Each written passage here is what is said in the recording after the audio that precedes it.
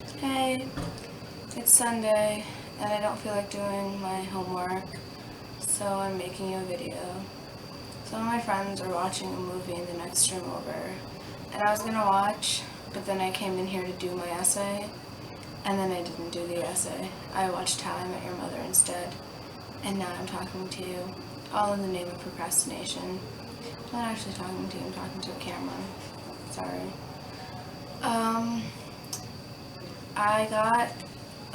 I got two things in the mail today. I got my exploding TARDIS phone case, and I also got my boots that I ordered. That is what those look like. Yeah. And I'm still waiting on a few things in the mail, but oh, and I bought this Batman ring yesterday. Yeah. I hope the camera focused on that stuff, because if not, it would be really annoying. But yeah, that happened. I went to the Cheesecake Factory yesterday. It was yummy. And what else have I done? My friend has her car, so basically we've been doing random things. Went to Target, bought a whole bunch of food. I bought Special K, because I like cereal. Not with milk though, I just like to snack on it throughout the day. I bought Jell-O, because Jell-O is awesome. I bought ice cream and cookies and other things. I don't really remember at this point. Just food. Lots of food. More food than a teenage girl should probably have, but whatever. And I went to the neurologist on Friday.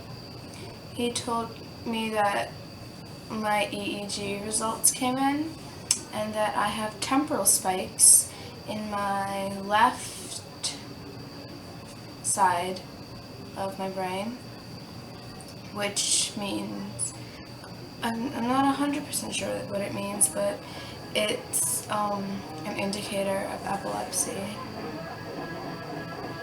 So I guess that's a thing now.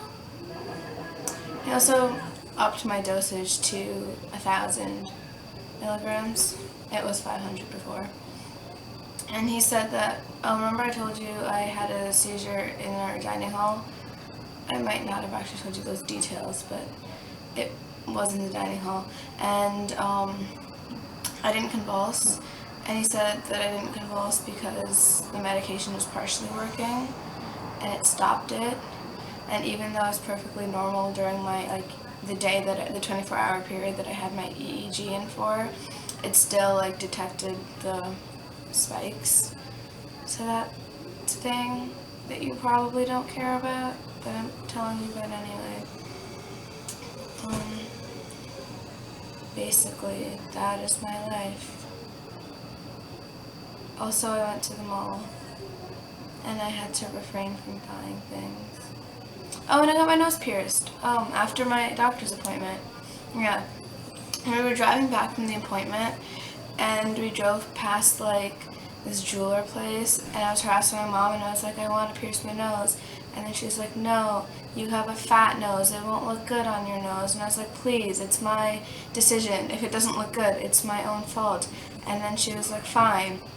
We went to the place, and I feel like it was some random, jeweler place. Okay, my doctor's appointment was in Edison, so I was, home. And so it was some random Indian jeweler on, Green Street or Oak Tree Road or some shit like that. But I went there because if I went to an actual tattoo place, which is where you're supposed to go, they would have used a needle, and I don't like needles, and I wanted them to use the gun, even though you're not supposed to use the gun, because it causes blunt force trauma, because it's cartilage and not lobe. And I decided to take the chance. No, she did it over the jewelry counter, there was the jewelry counter, and there's the glass case with the jewelry in it, and I went to the lady and I was like, oh, do you guys do nose piercings? And she was like, yeah. And she didn't make my mom sign anything. When I got my second earlobe hole done, I was 8th grade, so I was, 13, 14, something like that. 13. And I went to Pearson Pagoda at the mall, and they made my mom sign a buttload of paperwork because I was under 18, but this lady, she straight up just didn't care. So I got a God. She made me pick a piercing stud, and the piercing studs are not as nice as the actual, like, studs that you put in your nose, but I was like, you kind of have to use this one. I don't know if you can see it from here, but whatever. It's no stud. It's pretty standard what it looks like.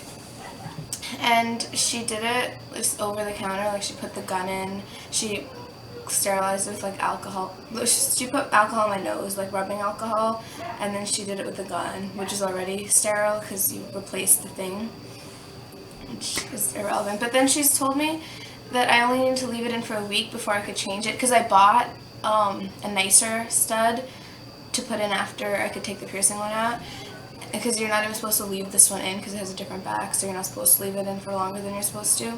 But she said that I only need to leave it in for a week, and I'm pretty sure you need to leave it in longer than that, because this is cartilage, and my earlobes needed 6 weeks. Mine needed 8 weeks because I have sensitive earlobes, but you're supposed to leave them in for 6 weeks. I'm leaving it in for longer than a week. I'll kind of figure that out. It shouldn't be a difficult thing. She told me not to touch it, but I've been turning it. Like, I obviously wash my hands and stuff before turning it, but I have been turning it just because I don't want the skin to start like healing and closing up around the thing and have to get it like surgically removed, because that doesn't really sound like fun. So I've been turning it, and then I've been cleaning it with the alcohol solution and stuff. But yeah, I finally got my nose pierced, like I've been thinking about for a while. My mom was like, I didn't get mine pierced till I was 17.